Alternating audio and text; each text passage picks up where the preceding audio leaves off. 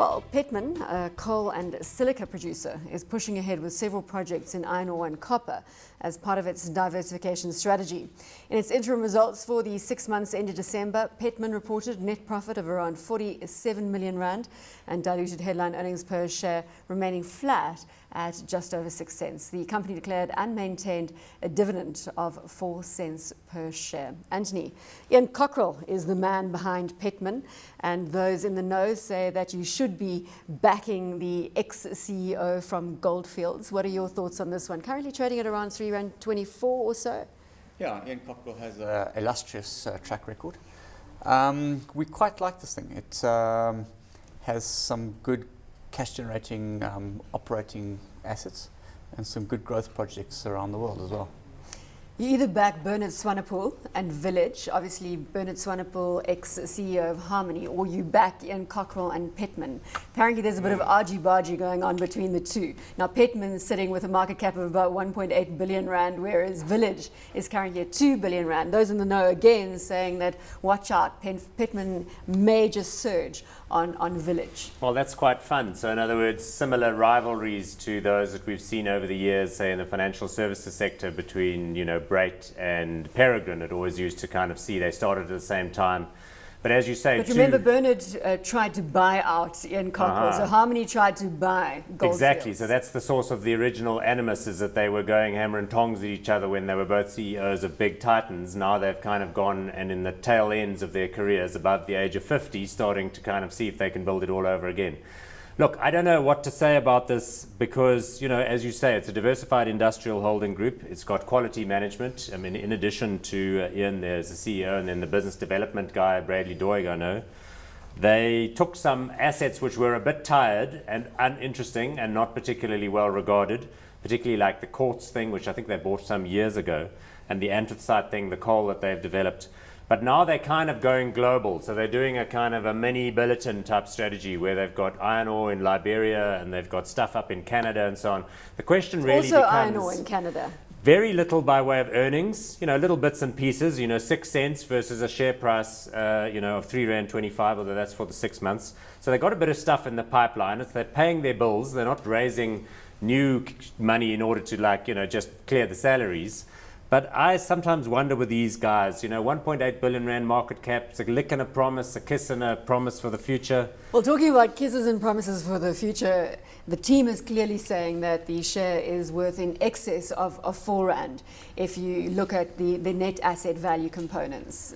What are your thoughts on that front? Yeah, I think that they can double production at the anthracite operation. And I think that's where the earnings growth is going to come from in the short term.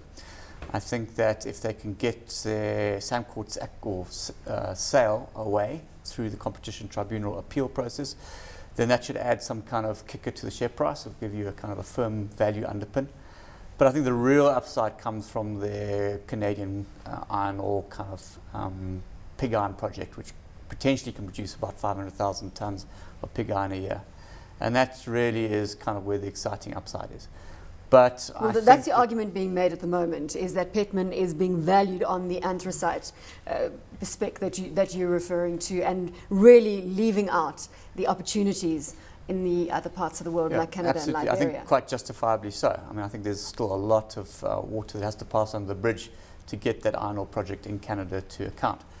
But if you just look at the potential cash flows that come out of the anthracite operation, notwithstanding the problems that the ferrochrome industry has at the moment, a lot of the anthracite gets sold into the ferrochrome industry. We think that there is potential for them to export excess capacity if they can't push it into the ferrochrome industry out of Richards Bay. And if they can just continue to ramp up production successfully, there's a strong argument that in excess of 4 rand of value is here in the share. Can I ask a question though, Anthony? What are we dealing with here? Because when Cockrell went in, I thought, okay, this is going to be a production company. They've got production assets in Sam Courts they're taking it for. Then they're selling Sam Courts. The balance sheet is not particularly strong. The AIM listing isn't particularly active. Sure, the share price moving from R2.40 to R3.25 creates a bit of excitement. Do you think this is a company that can raise significant capital here or in London in order to take developments like the Canadian thing through to production, or are they really a kind of an asset developer in the style of Pallinghurst, where they kind of buy stuff, de-risk it, drill a few more holes, get a bit of excitement going, and then off-sell it to a major?